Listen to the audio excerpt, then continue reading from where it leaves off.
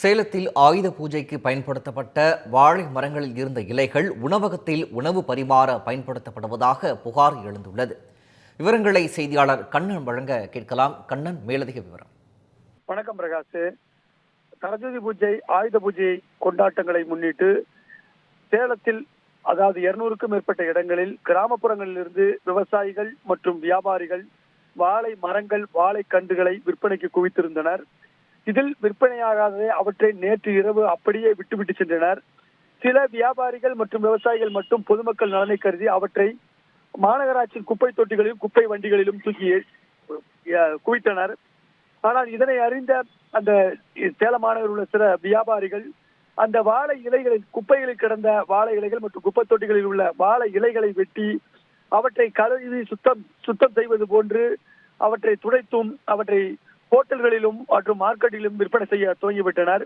இதில் குப்பையில் கிடந்த வாழை இலைகள் வெட்டப்பட்டு அவை விற்பனைக்கு வந்திருப்பதை அறியாத ஹோட்டல் உரிமையாளர்கள் அவற்றை வாங்கி பயன்படுத்த துவங்கியுள்ளனர். மேலும் பொதுமக்களும் அவற்றை வாங்கி பயன்படுத்துவதாக மாநகராட்சி ஊழியர்கள் குற்றம் சாட்டுகின்றனர்.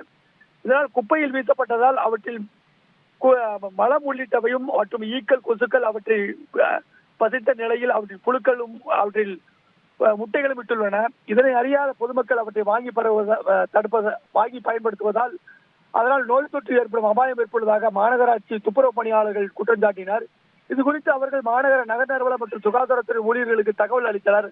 ஆனால் அவர்கள் இதனை கண்டுகொள்ளவே இல்லை. இதனால் இன்று சேலத்தில் பல இடங்களில் ஹோட்டல்களில் குப்பைகளில் வீசப்பட்ட இலைகள் பயன்படுத்தப்படுவது கண்கூடாக தெரிய வந்தது.